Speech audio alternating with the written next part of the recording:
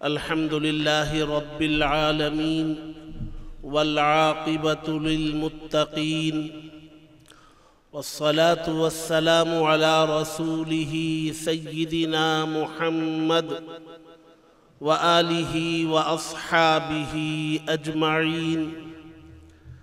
أما بعد فقد قال الله تبارك وتعالى في كلامه المجيد: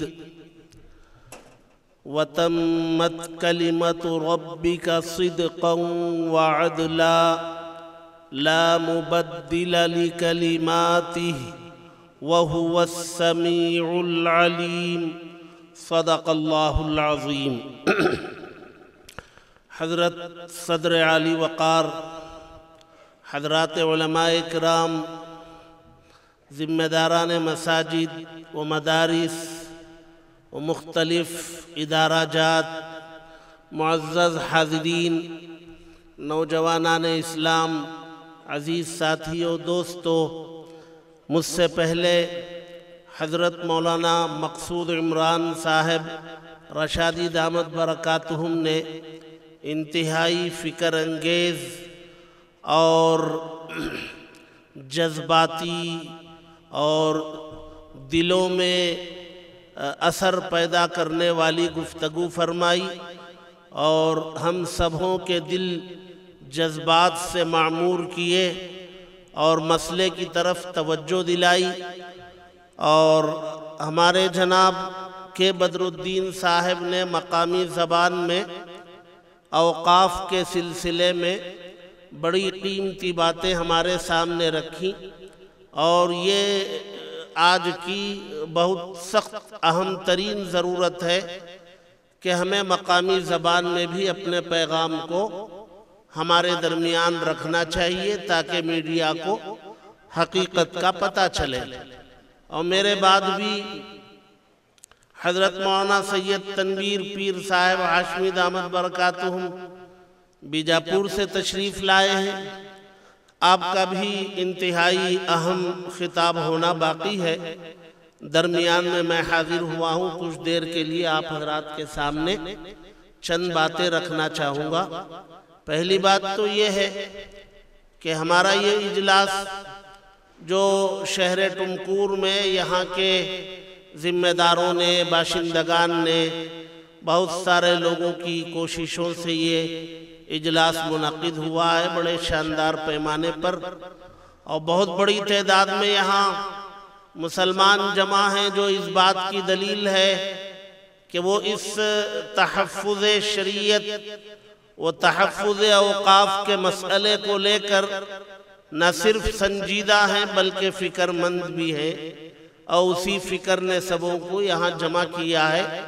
اس پر آپ سب مبارکباد کے مستحق ہیں. اجلاس کا عنوان ہے تحفظ شریعت و تحفظ اوقاف. ہمیں اسی کو سمجھنا. تحفظ کا معنی ہے حفاظت کرنا. کس چیز کی حفاظت کرنا؟ ایک شریعت کی، اور شریعت میں اوقاف بھی آ گیا. جب شریعت کہا جاتا ہے تو ساری شریعت کو ملا کر شریعت کہا جاتا ہے. بدن کہیں گے تو اس میں ہاتھ بھی داخل ہے.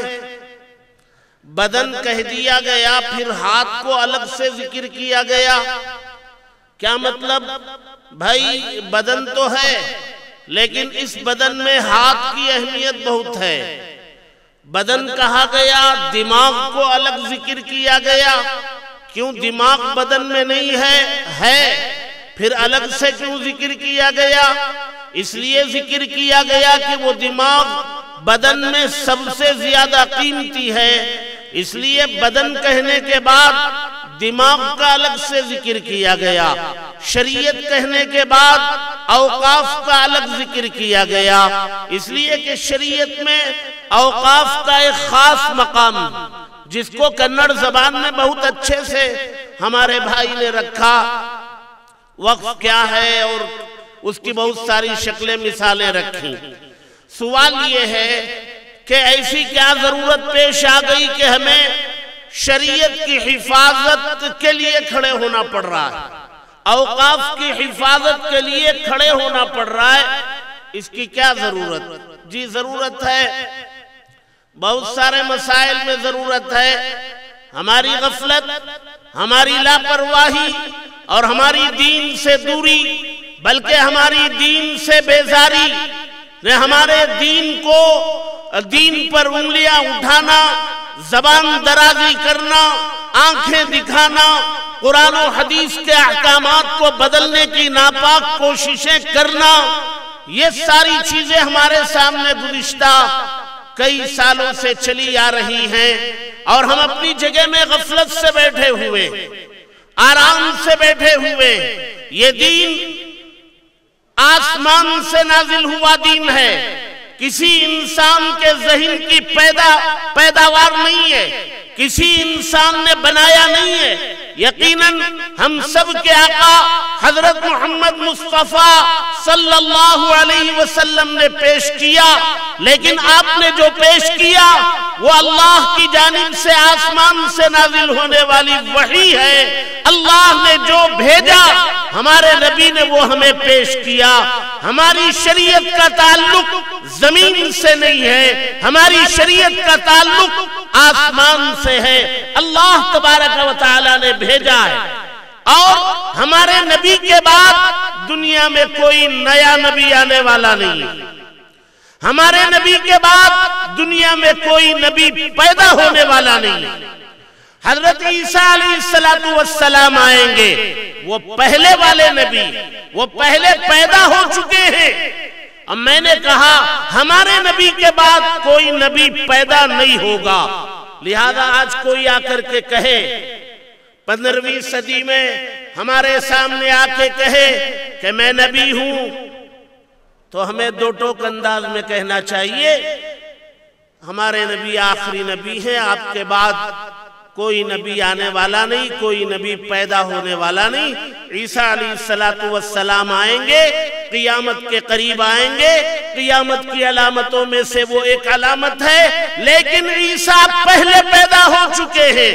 عیسیٰ پہلے نبی کی حیثیت سے دنیا میں آ کے آسمانوں پر اٹھا لیے گئے، لہذا ہمارے نبی آخری نبی، ہمارے نبی کی شریعت، اس کی حفاظت کون کریں گے؟ کوئی نئے نبی تو آنے والے نہیں ہیں، اس کی حفاظت مجھے اور آپ کو کرنا ہے۔ اللہ تبارک و تعالی نے قرآن میں فرمایا کنتم خیر امت اخرجت للناس تأمرون بالمعروف وتنہون عن المنکر، تم بہترین امت، قیامت تک پیدا ہونے والے تمام انسانوں کے بارے میں فرمایا تم بہترین امت ہو۔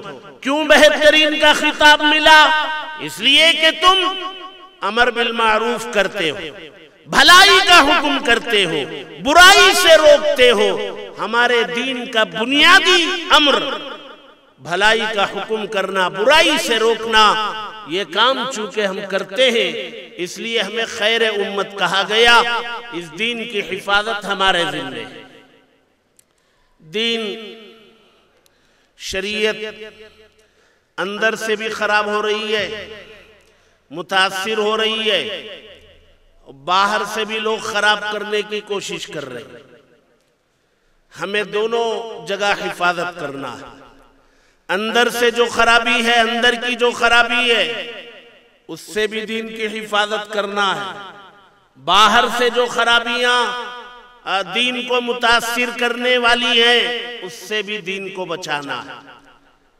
مثال کے ذریعے سمجھیں، ہمارے بدن میں اندر کی ایک خرابی، مثلا شوگر ہے، بی پی ہے، جی اور بھی بہت ساری بیماریاں ہیں جو بدن کے اندر ہیں۔ ڈاکٹر کے پاس گئے، ڈاکٹر نے کہا بھائی آپ کو تو شوگر ہے اور یہ شوگر کنٹرول کرنا ہے، آپ کو واکنگ کرنا ہے، یہ دوائی کھانا ہے، یہ پرہیز کرنا ہے۔ یہ اندر پیدا ہونے والی بیماری کی حفاظت کے لیے ہم ڈاکٹر کی ہدایات پر عمل کریں گے، یہ اندر کی بیماریوں کی حفاظت ہوگی۔ باہر سے بھی ہمارے بدن کو نقصان پہنچانے والی بہت ساری چیزیں، مثلا بہت زیادہ مچھر ہو گئے ملیریا پھیل جائے، اعلان ہو جائے کہ بھی ملیریا پھیلا ہوا ہے اور یہ مچھر کی وجہ سے پھیلتا ہے، لہذا مچھروں سے اپنے آپ کی حفاظت کرو۔ یہ خطرہ جو ہے باہر سے ہے، مچھر باہر ہے، بدن میں نہیں ہے، لہذا کیا کرنا پڑے گا؟ مچھردانی لگانی پڑے گی، آل آؤٹ لگانا پڑے گا، یا اور جو اس کو روکنے والی دوائی وغیرہ ہے اس کو استعمال کرنا پڑے گا۔ بدن کی حفاظت کرنی پڑے گی، اندر کی خرابیوں سے بھی باہر کی خرابیوں سے بھی۔ اب ہماری شریعت کی حفاظت کرنا ہے، اندر سے بھی کرنا ہے۔ اندر کیا خرابی ہے؟ بہت خرابی ہے، بہت خرابی ہے۔ ہماری اندر کی خرابی نے بعض شریر قسم کے لوگوں کو ہماری شریعت کو، شریعت کے احکامات کو بدلنے کی جرأت دی۔ ایک زمانہ وہ تھا ہماری طرف کوئی آنکھ اٹھا کے دیکھنے کی ہمت نہیں کرتا تھا، آج دھڑلے سے ہمارے احکامات بدلے جا رہے ہیں۔ ابھی گزشتہ پارلیمنٹ میں ہماری شریعت کا ایک حکم طلاق کو بدلا گیا۔ قرآن میں اللہ نے جو طریقہ بتایا، نبی نے جو طریقہ بتایا، اس طریقے کو بدل کر ایک قانون انہوں نے پارلیمنٹ میں پاس کر لیا۔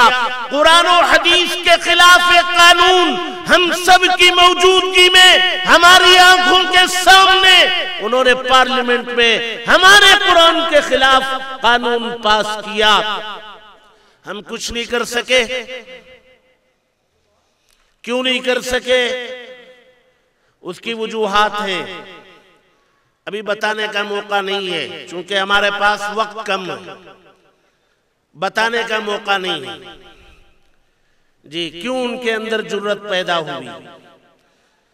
جی قانون کیوں بدلا انہوں نے؟ یہ اور بات ہے کہ ہم اپنے مذہب پر عمل کرنا چاہیں، اس بدلے ہوئے قانون کا کوئی اثر ہماری ذات پر، ہماری معاشرے پر نہیں پڑے گا۔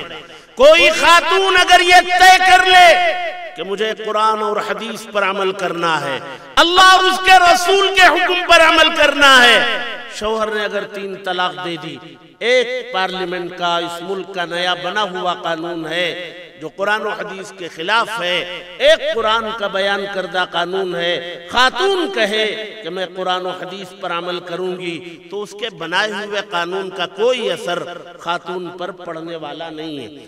سوال یہ ہے کہ یہ جرأت ان کو کیوں ملی؟ پارلیمنٹ میں بیٹھ کے ہمارے قرآن و حدیث میں بیان کردہ قانون کے خلاف انہوں نے اپنا قانون ملک کا بنایا۔ یہ جرأت ان کے اندر کیسے پیدا ہوئی؟ ہماری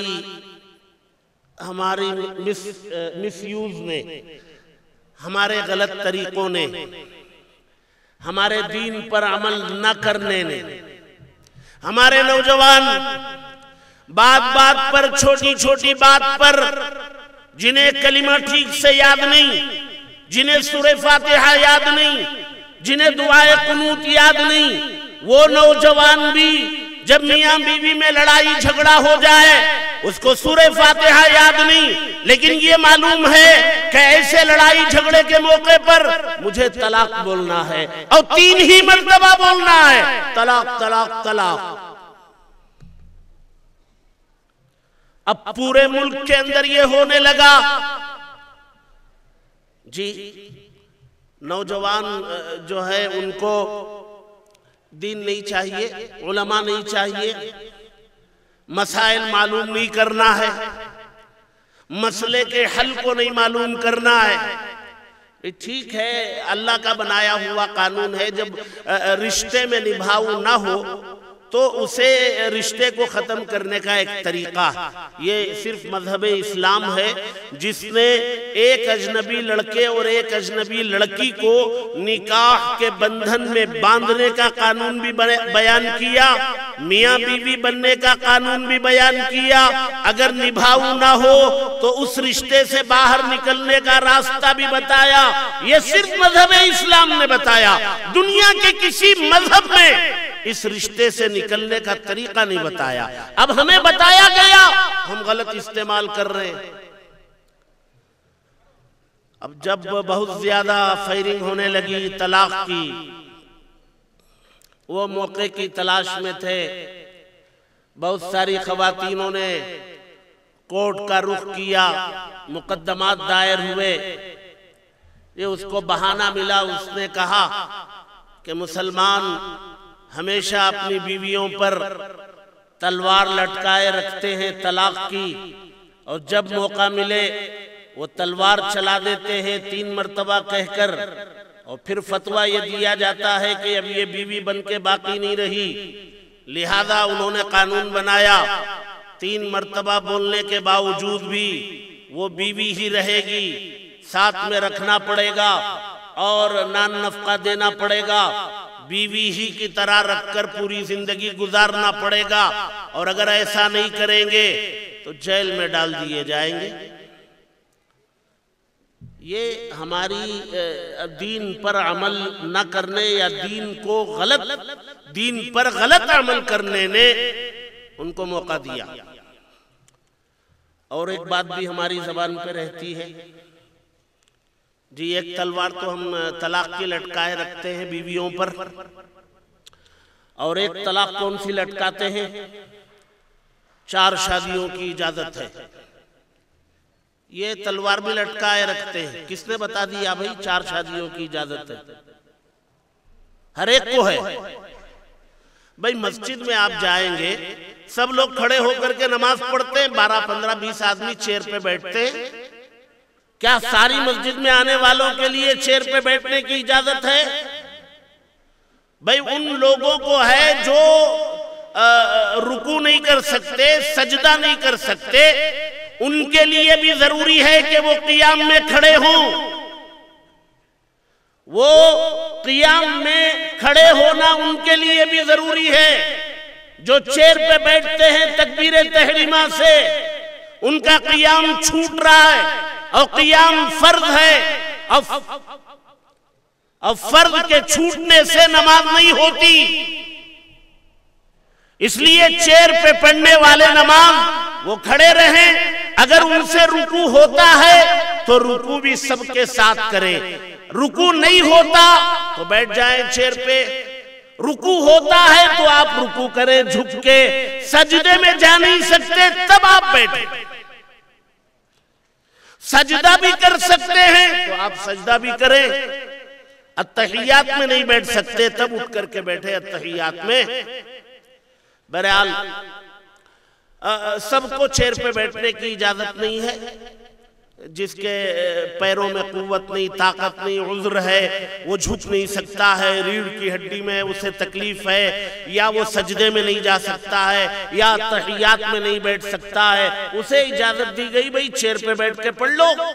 اور اگر چیئر پہ کوئی نہیں بیٹھ سکتا ہے، جی اس کی ریڑھ کی ہڈی ٹوٹ گئی ہے، یا ایسا کوئی مرد ہے کہ بستر پر لیٹا ہوا ہے، وہ اٹھ نہیں سکتا، بیٹھ نہیں سکتا، وہ کیسے نماز پڑھے گا؟ وہ لیٹ کے پڑھے گا۔ اب ہم سب لیٹ کے پڑھنا ہم سب شروع کر دیں گے۔ بھئی 4 شادیوں کی اجازت ہے، کسے اجازت ہے؟ مسجد میں جیسے معذورین کو بیٹھنے کی اجازت ہے، بیماروں کو جو چل پھر نہیں سکتے لیٹ کر پڑھنے کی اجازت ہے، ویسے ہی ایک سے زیادہ نکاح کی اجازت وہ شرط کے ساتھ ہے، فَإِنْ خِفْتُمْ أَلَّا تَعْدِلُوا فَوَاحِدَةً، اگر تم عدل نہیں کر سکتے تو ایک ہی بیوی رکھنا۔ عدل کا مطلب کیا ہے؟ دونوں بیویوں کو برابر کا حق دینا، دونوں کو برابر ایک درجے کے مکان میں رکھنا، دونوں کو ایک جیسا کھانا کھلانا، ایک جیسا اسٹیٹس دینا، ایک رات یہاں ایک رات وہاں گزارنا، یہ بہت سارے شرائط ہیں۔ اب پریشانی کیا ہے؟ تلوار لٹکائے رکھتے ایک سے زیادہ شادی کی بیویوں پر، اور عدل نام کو نہیں ہوتا۔ عدل نام کو جو شرط اللہ نے، یہ کیسے معلوم ہے؟ یہ ہے نماز پڑھنے کے لیے وضو شرط ہے، وضو کرے بغیر نماز نہیں پڑھ سکتے، وضو کرنا پڑے گا، اس کے بعد ہی نماز ہے۔ دو ایک سے زائد شادی کرنے کے لیے پہلے عدل ہونا چاہیے. عدل نہیں ہے تو اس کی اجازت نہیں ہے. اب لوگ عدل جانتے ہی نہیں جی، شادی دوسری کر لیتے ہیں. پہلی بیوی سے بیان ملتا ہے کیا کیا تکلیف دیتے تھے، کیا کیا ستاتے تھے، کیسا جہیز مانگتے تھے، کیسے بیماری میں ماں باپ کے یہاں بھیج دیتے تھے. 3 بچے ہو گئے، تینوں ڈیلیوریاں جو ہے وہ لڑکی کے ماں باپ نے اس کا خرچ برداشت کیا.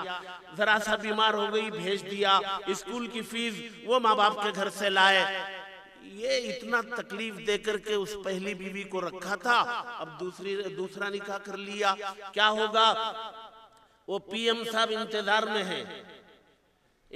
میں ہیں کہ ان کو کب میجارٹی ملے گی اور وہ یو سی سی لے آئیں، یونیفارم سول کوڈ لے آئیں اور پورے ملک میں ایک ہی شادی کی اجازت والا قانون بنائیں. یہ کیوں وہ بنانے جائیں گے؟ ہماری طرف سے جو ہے مس یوز ہو رہا ہے. میں اندر کی خرابی کی طرف اشارہ کر رہا تھا. ہمارے اندر بہت ساری خرابیاں ہیں. نشے کی چیزیں مسلم محلوں میں بکتی ہیں. کون سر پر ہاتھ رکھتے ہیں بیچنے والوں کے؟ ہمارے لوگ سروں پر ہاتھ رکھتے ہیں بیچو، کمیشن ملتا ہوگا، ہفتہ ملتا ہوگا. اللہ تبارک و تعالی نے، اللہ کے نبی نے فرمایا نشے کی چیز چاہے وہ کوئی بھی ہو حرام. ہم خنزیر کو حرام مانتے ہیں، خنزیر کی دکان پر سے گزرنے کے لیے تیار نہیں. جیسے خنزیر حرام ہے ویسے وہ نشے کی چیز بھی حرام ہے. یہاں نشے کی چیز بیچنے پر لوگوں کو ابھار رہے ہیں، تیار کر رہے ہیں، اور یہاں خنزیر کی دکان پر سے گزرنے تیار نہیں. یہ میٹھا میٹھا ہڑپ، کڑوا کڑوا تھو تھو. افتؤمنون ببعض الکتاب وتکفرون ببعض. بعض احکام پر ایمان لاتے ہیں اور بعض کو نہیں مانتے ہیں. یہ تو یہودیوں کی علامت ہے. بہرحال ایک ہماری اندر کی خرابی ہے، اس کی بھی اصلاح کرنا ہے. کریں گے. ہمارے اندر کا مسئلہ ہے، ہمارے گھر میں 3 بھائی ہیں، تینوں میں لڑائیاں ہیں. ٹھیک ہے، ان تینوں میں صلح کرنا ہے، کرانا ہے. ہمارے اندر کی خرابیوں کو دور کرنا ہے. لیکن ہمارے گھر پر اگر کوئی باہر سے حملہ کرنے آ جائے تو ہمیں کیا کرنا ہے؟ تینوں بھائیوں کو اپنی لڑائی بھلا کر تینوں کو ایک ہو کر کے باہر جو دشمن آیا ہے اس کا دفاع کرنا ہے، ڈیفنس کرنے کے لیے باہر نکلنا ہے. کیا سمجھ کے آئے تھے؟ ہم تینوں لڑ رہے ہیں اس لیے تم آ گئے ہمارے دروازے پر. دیکھو ہم تینوں ایک دوسرے کا ہاتھ پکڑ کر کے کھڑے ہوئے ہیں. کس کی ماں نے دودھ پلایا ہے آگے بڑھ کے دیکھ لو، پھر تمہیں پتہ چلے گا کہ ہمارا اختلاف بھی اتنا ہی مضبوط ہے جتنا اتحاد ہوتا ہے. باہر سے آج ہمارے اوپر حملے ہو رہے ہیں، بہت سارے ہوئے اور ہونے والے بھی ہیں. ابھی وقف امینڈمنٹ بل پیش کیا گیا ہے جس کی طرف ہمارے بھائی نے بہت تفصیل پیش کی ہے. اب یہ وقف کی زمینوں میں اندر کی بھی خرابیاں ہیں. اندر کی کیا خرابیاں؟ ہمارے لوگوں نے بھی تو قبضہ کر رکھے ہیں، بڑی بڑی زمینیں قبضہ کر رکھے ہیں. 300 روپے کرایہ دیتے ہیں وقف کی دکان کا اور انہوں نے کسی اور کو کرایہ پہ دے دیا 30,000 پہ. 30,000 روپے لے کے وہ خنزیر کا گوشت کھا رہے ہیں. خنزیر کا گوشت کھانا اور یہ کھانا دونوں حرام ہیں تو بھائی دونوں ایک ہیں. اب 30,000 یہاں سے لے کے کھائیں گے، 300 وہ وقف میں باندھیں گے، اب وہ بھی کئی سال کا باقی ہے. یہ اندر کی خرابی. بدن کے اندر شوگر ہے، جی بی پی ہے اور اسٹریس ہے، کیا کیا پتہ نہیں اندر کی بیماریاں اور باہر کی بیماریاں. اندر کی جو بیماریاں ہیں اس سے قوت ملتی ہے باہر والوں کو کہ بھئی اب تو یہ بیمار ہو چکا ہے، چلو اس کو ایک انگلی سے دھکا دیں گے تو گر جائے گا. لہذا باہر والوں کی ہمت ہوتی ہے. اب انہوں نے وقف امینڈمنٹ بل پیش کیا، بہت ساری چیزیں اس میں ہیں. اس میں ایک چیز یہ بھی ہے کہ وقف کی زمینیں ہماری ہیں. اس کی کمیٹی آج تک جو ہے سارے مسلمان پوری کمیٹی میں رہتے، ایم پی کوٹے سے 2 رہتے ہیں، ایم ایل اے کوٹے سے 2 رہتے ہیں، وہ حکومت نامزد کرتی ہے لیکن مسلمانوں کو کرتی ہے، آفیسران میں ہوتے ہیں، علماء میں سے 2 ہوتے ہیں، متولی کیٹیگری سے 2 الیکشن ہوتا ہے، الیکشن ہو کر کے آتے ہیں، ایک وقف بورڈ بنتا ہے، ایک چیئرمین بنتا ہے۔ اب وقف امینڈمنٹ بل میں انہوں نے یہ لکھا ہے کہ اب اس کے بعد جو ہے وقف بورڈ میں غیر بھی رہیں گے 2۔ کیسے رہیں گے بھائی؟ جی گھر ہمارا ہے اور فیصلہ آپ کریں گے، یہ 2 آج سے ہمارے گھر میں رہیں گے۔ جی غنڈہ گردی ہے، اور کیا کریں گے؟ اور بھی بہت ساری چیزیں ہیں اس میں۔ اب تک ہمارے جو ہے وقف کے مسئلے میں آپس میں کچھ اختلاف ہو گیا، بھئی وقف بورڈ حل کر دے گا۔ اب وقف بورڈ کا حل کیا ہوا دونوں قبول کر لیں گے تو کورٹ بھی مان لے گا۔ اب وقف بورڈ میں حل نہیں ہو سکا، وقف ٹریبونل میں حل کرنے کی کوشش کریں گے، ایک خاص کورٹ ہے جس میں وقفی کے مسائل حل ہوتے، اور وہاں جو جج بیٹھا ہوتا ہے وہ بھی سرکار نے اس کو متعین کیا ہوا ہوتا ہے، وہ وہاں اطمینان سے سن کر کے مسئلے کو حل کرتے، وہاں بھی حل نہیں ہوا، پھر سیشن کورٹ میں جاؤ، ہائی کورٹ میں جاؤ، سپریم کورٹ میں جاؤ۔ یہ ایک راستہ ہمارے پاس کھلا ہوا تھا۔ اب انہوں نے کیا کر دیا؟ اب انہوں نے یہ کر دیا کہ اب کوئی اختلاف ہو جائے تو وقف بورڈ بھی نہیں حل کر سکتا، ٹریبونل بھی نہیں حل کر سکتا، وہ ڈی ایم کرے گا یا تحصیلدار کرے گا، اور اس کے فیصلہ کرنے کے بعد اپیل کا حق نہیں ہوگا، نہ سیشن میں، نہ ہی کورٹ میں، نہ سپریم کورٹ۔ اور ڈی ایم کیا کرے گا ہمیں پتا ہے۔ ایک یہ بھی کر دیا کہ ہماری مسجد 500 سال سے چلی آ رہی ہے، کوئی غیر بھائی آ کر کے کہہ دیا کہ اصل میں ہمارے پرکھوں کی زمین ہے، اب یہ فیصلہ کہاں جائے گا؟ وہ ڈی ایم کے پاس جائے گا، کورٹ میں نہیں، کورٹ میں نہیں، یہاں جائے گا۔ وہ کیا فیصلہ کرے گا میں اب جانتے ہیں۔ بہرحال حالات ہیں، اندرونی بھی حالات ہیں، ہر مسئلے میں ہے۔ جی جیسے میں نے کہا نشے میں ہے، اور شریعت کے احکامات پر عمل کرنے میں ہیں، وقف میں بھی ہیں، نکاح میں بھی ہیں، طلاق میں بھی ہیں، اندرونی خرابیاں بھی ہیں، اندرونی خرابیاں بھی ہیں، اسے دور کریں گے۔ میں جمعہ کے میدان سے کرتے رہتے ہیں، اصلاح معاشرہ کے جلسے ہوتے رہتے ہیں جی، اور اب ہم چونکہ باہر سے حملہ ہونے جا رہا ہے، ہم سبوں کو ایک ہو کر کے کھڑے ہونا ہے، بتانا ہے کہ بھی ہمارے اندر ٹھیک ہے، ہم غلط بھی کر رہے ہیں، سب بھی کر رہے ہیں، اور اختلاف بھی ہے، لیکن تم باہر ہو کے آؤ گے تو ہم سب ایک ہیں اور مل کے دفاع کریں گے۔ تو دفاع کی شکلیں ہیں، شکلیں بہت ساری ہیں۔ اس میں آپ نے جو ہے میل بھیجا چیف جسٹس کو، 3.5-4 کروڑ میل گئے۔ یہ جو مرکزی حکومت 2 بیساکھیوں پر چل رہی ہے، ایک ادھر آندھرا کی بیساکھی، ایک بہار کی ہے، ان دونوں پر محنتیں ہو رہی ہیں کہ وہ اس کی مخالفت کریں بل کی۔ ایک راستہ یہ بھی ہے کہ سماجی پریشر بنایا جائے، سارے مسلمانوں کو بیدار کر کے کھڑا کر دیا جائے۔ ایسا پہلے بھی ہوا ہے، ایسا اس سے پہلے بھی ہوا ہے۔ حضرت مولانا مقصود عمران صاحب نے اپنی تقریر میں کہا کہ لے پالک بیٹے کو کے بل کو بھی پیش نہیں کر سکتے، واپس لینا پڑا۔ شاہ بانو کیس میں سپریم کورٹ نے فیصلہ کر دیا، لیکن ملک کا مسلمان کھڑا ہو گیا پورے ملک میں۔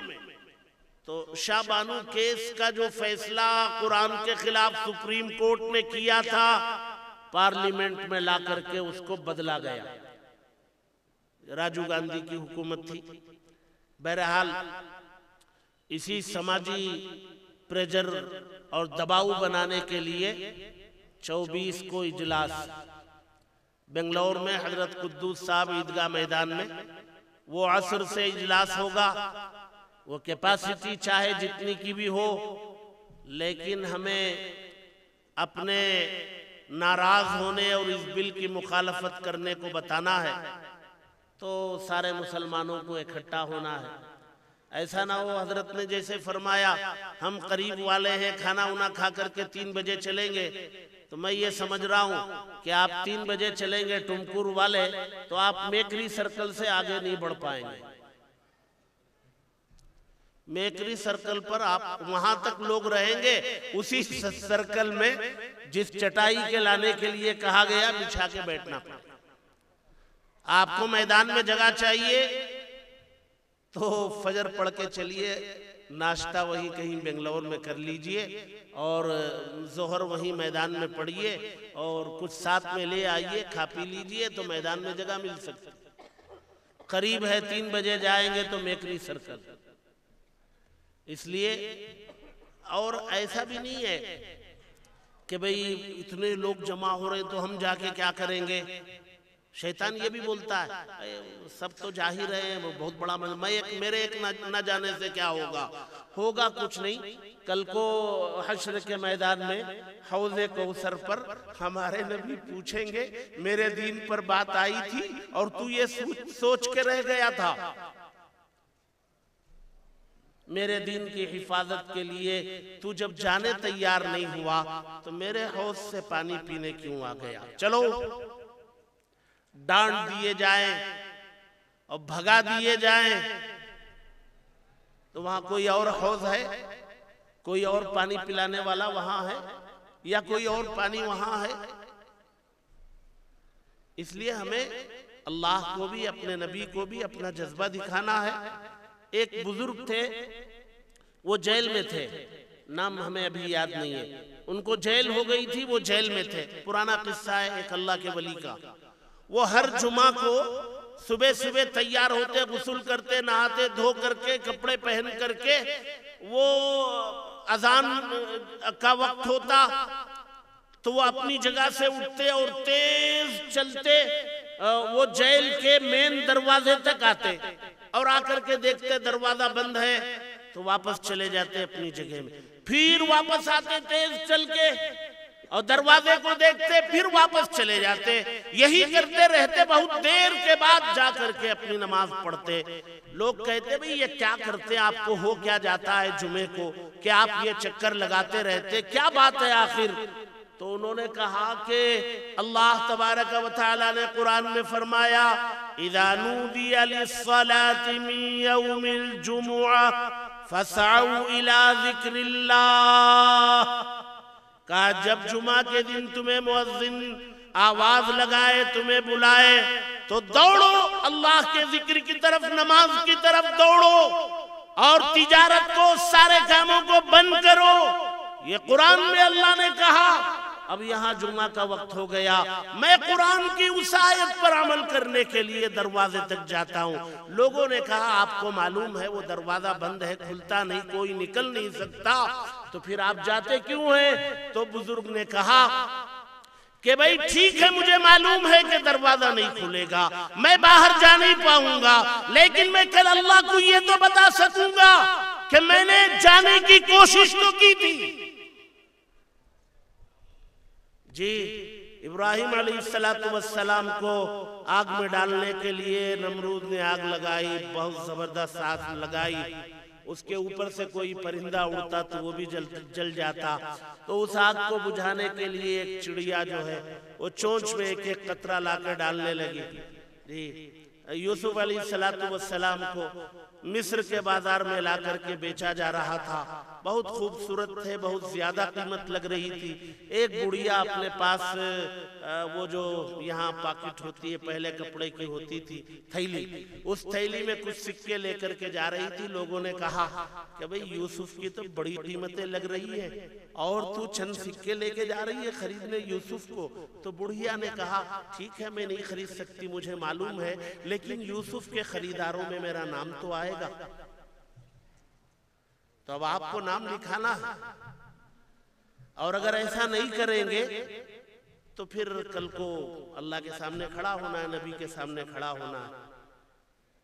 اللہ ہم سب کو عمل کی توفیق عطا فرمائے، کہیں سنی گئی باتوں پر کو سمجھنے اور عمل کرنے کی توفیق عطا فرمائے۔ باتیں آپ کی سمجھ میں آئیں؟ ہاتھ اٹھا کے بتائیے۔ 24 کو آئیں گے سب، چاہے جہاں جگہ ملے وہیں بیٹھیں گے۔ اللہ سب کو عمل کی توفیق عطا فرمائے، آمین وآخر دعوانا۔